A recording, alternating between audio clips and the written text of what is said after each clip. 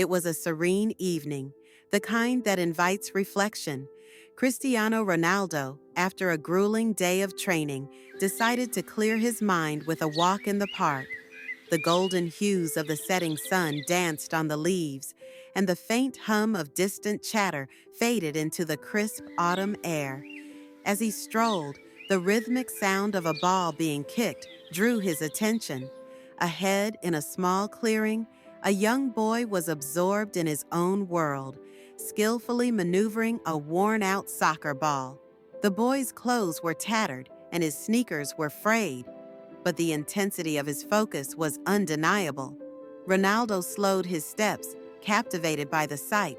It wasn't just the boy's raw talent, it was the determination in his movements, the fire in his eyes. For a fleeting moment, Ronaldo was transported back to his own childhood. Ronaldo approached the boy quietly, not wanting to startle him.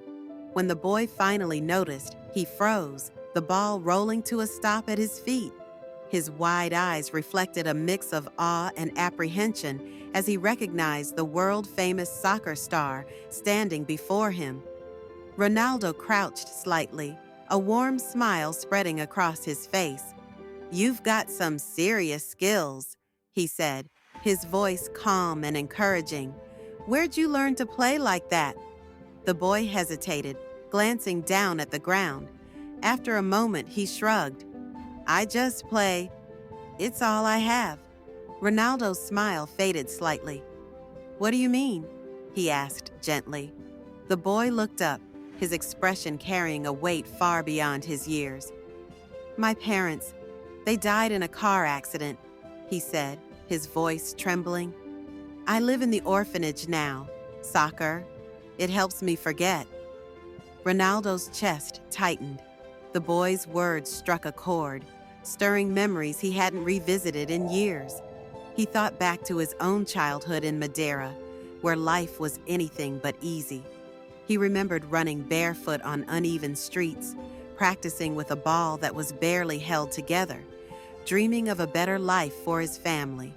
The struggles, the sacrifices his parents made, the moments of doubt, they all came rushing back. "I understand," Ronaldo said softly. "When I was your age, my family didn't have much either. Soccer was my escape too. It gave me hope when things felt impossible." The boy's gaze met Ronaldo's, and for a moment, they shared a connection beyond words. Ronaldo hesitated, then added, "What's your name?" The boy shifted uncomfortably. "I don't know if that matters," he muttered. "I'm just one of the kids at the orphanage." Ronaldo knelt fully, looking the boy in the eyes. "It matters to me, and I want to help, but you've got to promise me one thing. Never stop chasing your dreams." The boy's eyes filled with tears. He nodded quickly, whispering, "I promise." That night, Ronaldo couldn't shake the image of the boy. He reached out to the orphanage the next day, offering to sponsor the boy's training and education. But he didn't stop there.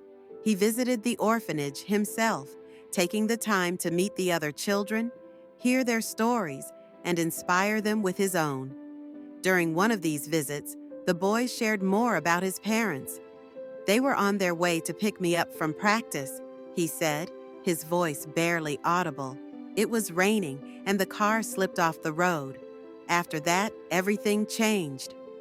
Ronaldo listened intently, his heart aching for the boy. The pain of losing family was a reality he couldn't imagine, but the strength it took to keep going was something he deeply admired. Later that evening, Ronaldo found himself sitting alone, thinking about his own journey. He remembered his father, a kit man for a local team, who always encouraged him to chase his dreams despite their financial struggles. He thought of the sacrifices his mother made, often skipping meals so that he could attend training. And he remembered the countless nights he spent practicing under the dim streetlights, driven by a relentless hope. In the boy, Ronaldo saw a reflection of his younger self, a child with nothing but a dream and the determination to pursue it. Weeks later, the boy's life had transformed. With Ronaldo's support, he had joined a top-tier soccer academy. He now had access to proper training, a structured education, and the resources he needed to chase his dreams. On a surprise visit to the academy, Ronaldo watched from a distance as the boy laughed and played with his teammates. The boy, now filled with a confidence that had been missing before, stood out as a leader among his peers.